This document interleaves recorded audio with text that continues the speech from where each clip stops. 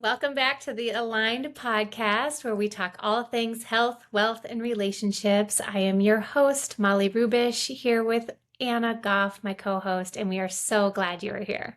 Thank you so much for joining us. So today we're diving into the second door of the three doors. If you missed the last episode, we talked about door number one. And door number two, I think it's a door that can often be hard for people. And this is deciding to stay in your marriage and really working on it to become the best version of the marriage that it can possibly be.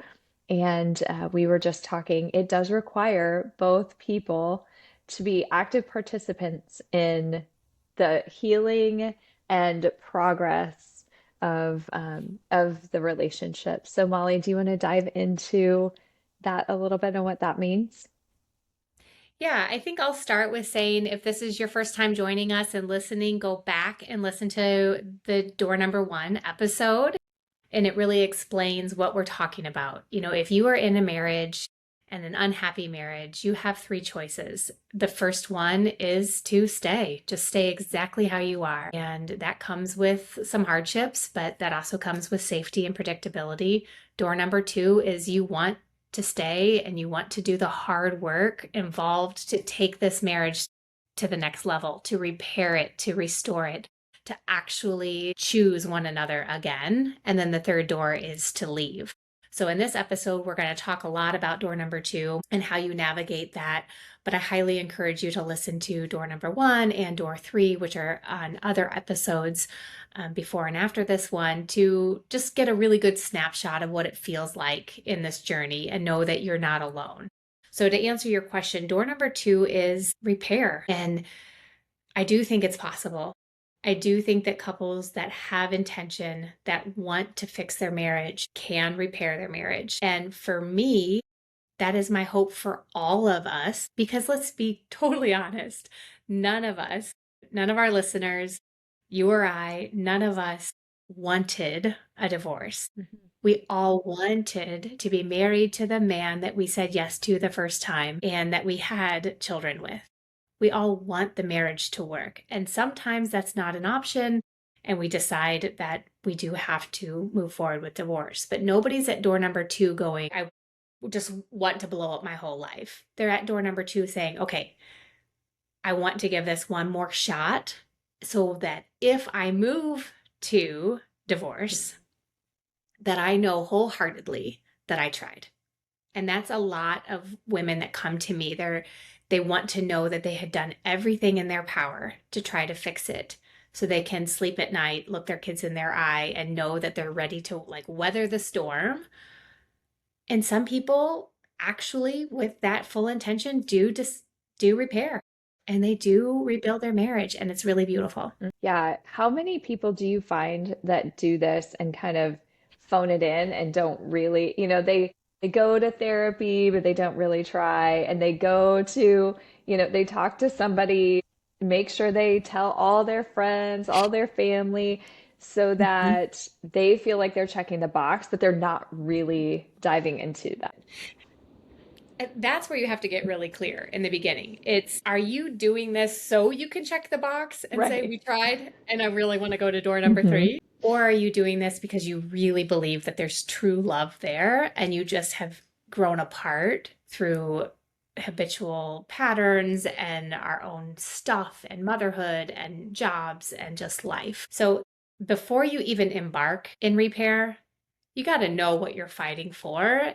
And let's be really real. If this is just a check the box and your heart isn't in it and you want the outcome to still be divorce, save yourself some time and energy, because going to two therapy sessions isn't going to solve anything. It's the people who really, really show up with intention and are willing to say, I am part of this marriage. I actually have contributed to the fail of this marriage, as has my partner. If you want to come and say, he did this, he's done that, he's this way, and just be irrational and not see how you're contributing, then we're not going to make movement. Or things will get better for a little bit, and then they'll fall right back into that same pattern of where you are today. So you have to be fully prepared and intentional that this is worth the work.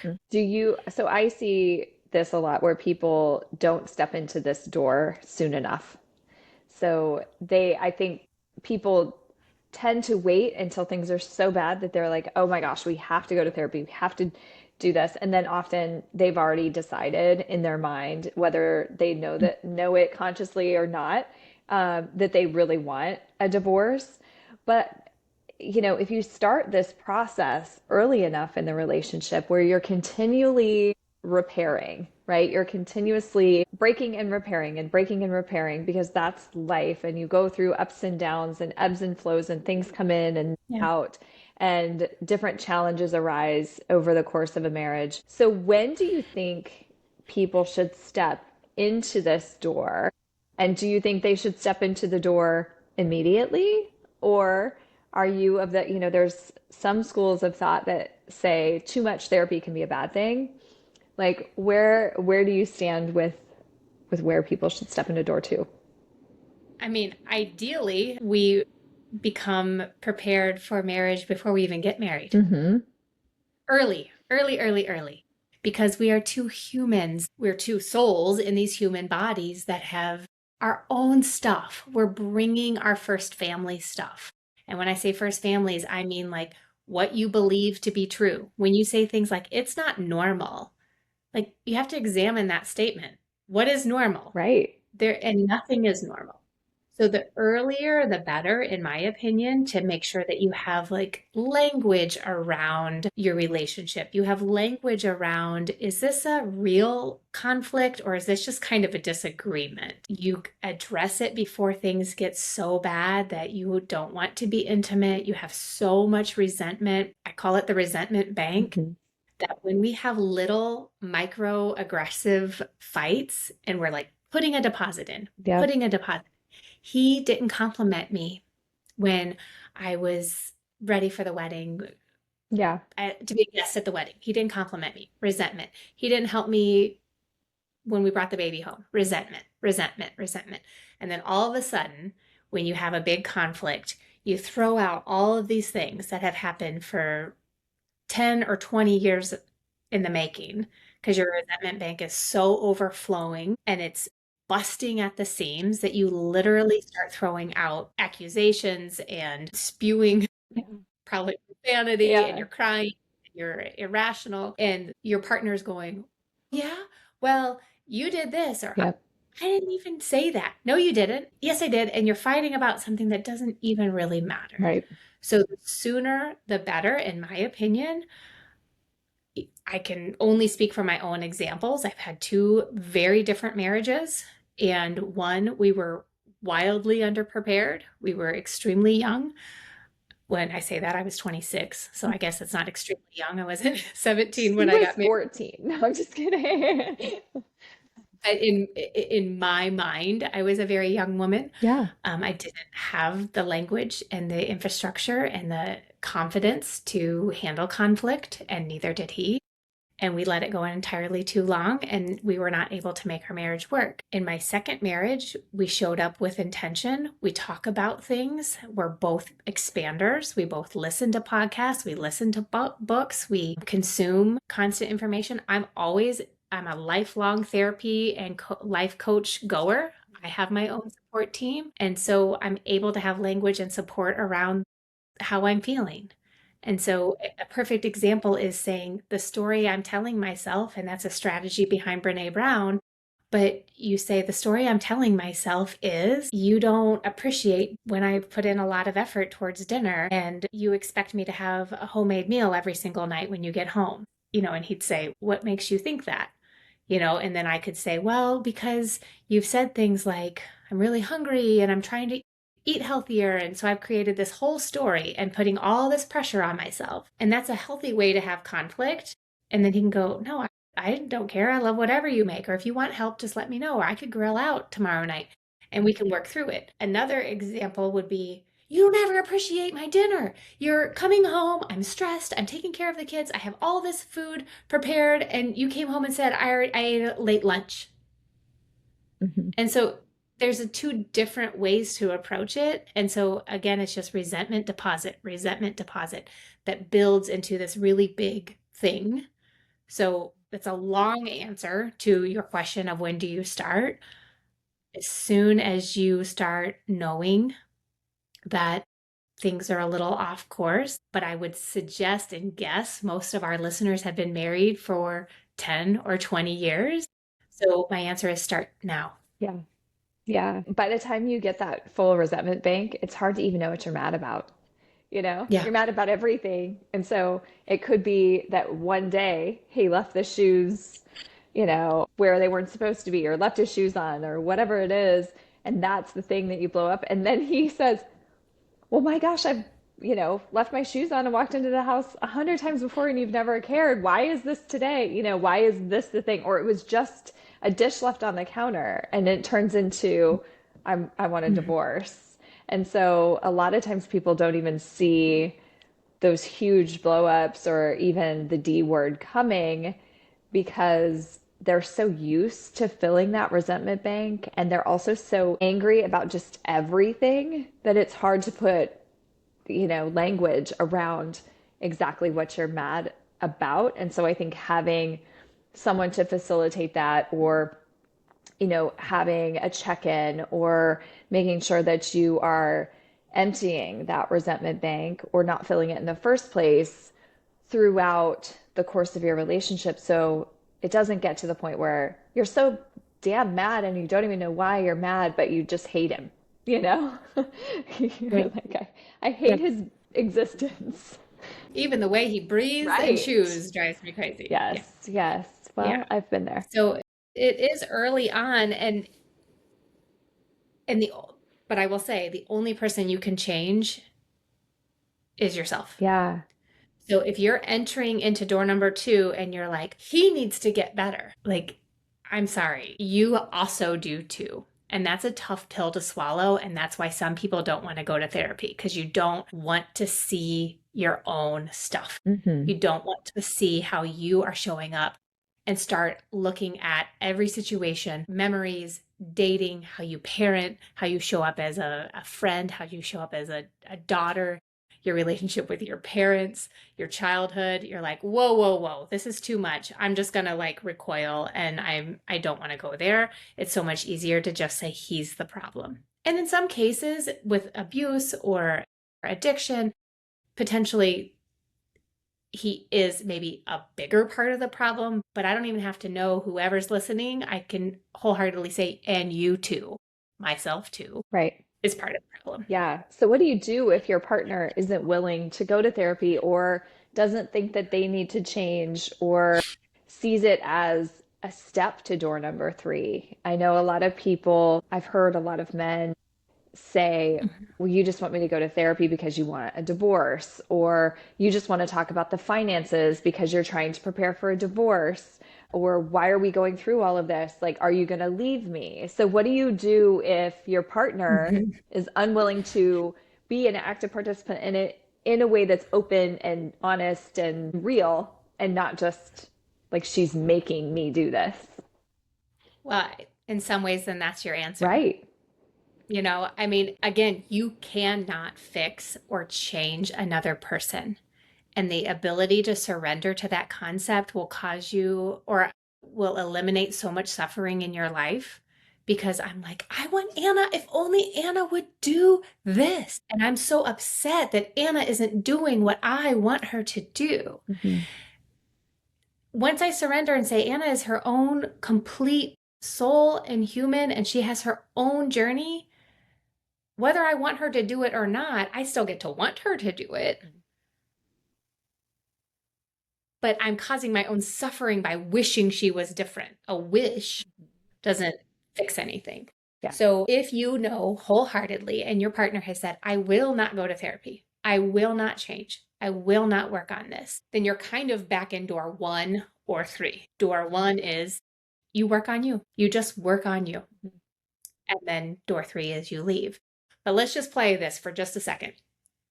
Sometimes men and sometimes women are reluctant to therapy. They think that it's laying on a couch the Right. way that we see it in movies. And they think that there's a woman on YouTube that says, men do not go to therapy. This is the fastest track to divorce. And Yeah. she's like talking them out of it. It's wild. Huh. I will find it for She you. sounds But great. yeah, she's lovely. She's right up our alley. The truth is, what I would like to see is us heal us. And when we heal us, we can show up in a better way by disengaging in the conflict, by not taking the bait, by not having some sort of narrative around he's the bad guy, he's the villain, and you're the victim. When women can start having more boundaries by saying, like, I don't want to make dinner every single night. On Thursdays and Fridays, can you handle dinner? Or saying the story I'm telling myself is, we can clear up a lot Right. by just saying, what did you mean by that? That actually kind of hurt my feelings. Yeah. And I just had a coaching call with someone this morning that her biggest issue is intimacy. She has so much resentment and tension around having intimacy that I challenged them to just take it off the table for 30 days. And I said, how would that feel if you just take intimacy off the table for 30 days? It can't happen. It's a non-starter. Hmm. She's like, oh my gosh, that would feel so amazing. And I said, so then you can start working on these other areas that you want to be connected to. You have to hug. You Right. have to have the, 6-second kiss. Hmm. You have to hold hands. You have to snuggle on the couch and know that it's not allowed to go to any form of physical intimacy. And so then you start like rebuilding some of these things by allowing him to be an active participant in this game Hmm. and seeing if you can start having some like oxytocin Yeah. and feel good hormones and dopamine rise. You have these little challenges by saying, let's talk about, is this a real problem? Is this a true conflict? Or is this just kind of my own stuff? When you can identify your inner child and some of the woundings that you have, you can say, okay, this is me. This is my stuff feeling like my ego's getting bruised. This is a deep wound of I love words of affirmation and I didn't get it here. So I've created a narrative that he's such a bad guy. So you can still work on yourself. And then my hope is in the most loving relationships that as you heal and you say, my therapist taught me this. I learned this tactic. Would you be willing to do the no intimacy for 30 days, but still do like this 6-second kiss and the Yeah. 20-second hug? And, like start having him play along without actually going and sitting inside of a therapy center. Yeah. You like meet them where they are. Hmm. Sometimes they're over on an island and you got to like come to their island and say, okay, it's safe. Come off of the island. Like hold my hand. Yeah. Come with me. Right. I'll go first. I'll go explore. I'll make sure we're okay. I'll make sure that I've, assessed all the Right. damages. Yeah. And then you can come along with me. Hmm. And sometimes that feels less threatening and it's a very loving way. So when the two partners are wanting to repair, but going to a therapy session feels really scary for one of the people, somebody's got to go first. And then the guard comes down. It doesn't happen in one therapy session. You slowly teach them. Would you be willing to listen to this podcast? I just learned this. Could we read this book together? Let's have a date night. There are ways to work on the marriage that can be really meaningful and allow them to feel safer than let's just go straight to therapy and throw all of our shit out on the table and make each other feel worse than when we got there. Yeah. Yeah. And sometimes I feel like therapy will dive so much into the past where if you can kind of also draw a line in the sand and say, okay, we're creating something new. We're creating, you know, what happened in the past is in the past. We're starting new and we're going to create this amazing life together. And we're not going to keep reliving what hurt us before.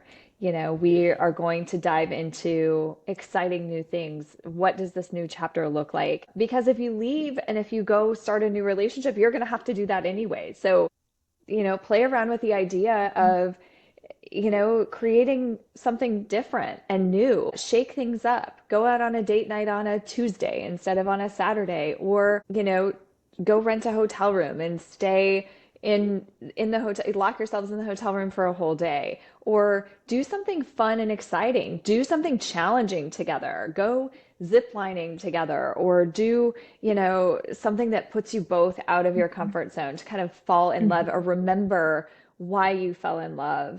And because sometimes it doesn't need to be rehashed. You've rehashed it for this past 10 years, or, you keep bringing these things up. And what you really need to do is remind yourself of who that person is you fell in love with and get yourself out of those habits, out of Yeah, that rut that you've been in, and move forward in a new way. And in doing those things, you can open those lines of communication. You can say, how are you feeling? Or I noticed that when we did this, it brought back this spark in you that I haven't seen in a long time. Like, what can we do to foster that? Or how can I support you in what you are wanting to learn, or who you grow, or who you want to yeah, be? And I think looking at each other in a more compassionate way can sometimes flip a switch back to kind of who we were in the beginning. for sure. And that the course that I've designed called the Modern Marriage Blueprint was originally designed for couples entering into marriage, but Hmm. I'm finding that you have to have had some conflict to even know what to Yeah. discuss. You have to know what real life is like. So married couples are really loving the course because it's finding the spark. I love the idea of carving out a Saturday or a weekend and doing the course, maybe getting a hotel room, ordering in room service. And it's not heavy stuff. Right. It's like 20-minute modules that talk about conflict, talk about intimacy, talk about money, talk about your hopes and dreams. And it's light. You're able to kind of understand where your pain points are and Mhm. get some talking points around it, but it's not so super heavy that it's diving into all of the past like a therapist would Right. and hushing it out and causing more wounds of things that were over. So if you can pivot and say, you know what, let's have a restart and let's move forward. Treat it like you're just now dating again. Yeah. Treat it like you're choosing to be here. And, we'll send the link in the show notes, but you can go download the Modern Marriage Blueprint and really take this course. It's less than 5 hours of content that will help you actually open up lines of communication and have some really fun activities and talking points that can help you in door number two. And then it just gives you clarity. Every single time that we do something like this, it gives us clarity on where do we go from here. And maybe the answer is we do need therapy to heal this one session, or we do need some financial guidance to fix this money module or money issue. Mhm. Or maybe it's more data where you go, we are just so far apart. Mhm. And so you can lovingly separate and lovingly divorce, knowing that you both can look at each other going, this isn't working anymore, versus this high conflict, I'm out of here type energy. Mhm. I love that. And the Modern Marriage Blueprint is such a great course to go through no matter where you're at in your relationship. If you are getting married, if you are getting married for the second time, if you, like you said, are in a marriage, it's really awesome to just kind of step back and say, tell me about you. Tell me how you're feeling. What do you mean by that? Or what are your thoughts around this? And start to kind of dream together again and be curious about each other, because we lack curiosity as we get further into a relationship. And hopefully, you've continued to change and grow, and your partner has continued to change and grow. And we often just get stuck in the mundane things and don't stay curious about our partner. So that also helps with that. And then, for some of my clients, potentially having a post-nuptial agreement that they then work through the financial issues, work through the logistics of things, and realize, like, I'm really uneasy about this particular thing. We need to put some things in place. And so there are lots of different things that people can do outside of just therapy to help heal those wounds and move forward in a productive way. I love it. So we will put some of those resources, Anna's website, my website, the link to the Modern Marriage Blueprint all in the show notes. And if you are deciding to go into door number 2, just go all in, starting with yourself, and then hope that your partner comes along. And we are here cheering for you and rooting for you every step of the way. And hopefully we will be able to see you over in door number 3, just so you can really evaluate what is best for you in this chapter. Perfect. Thanks so much. Thank you.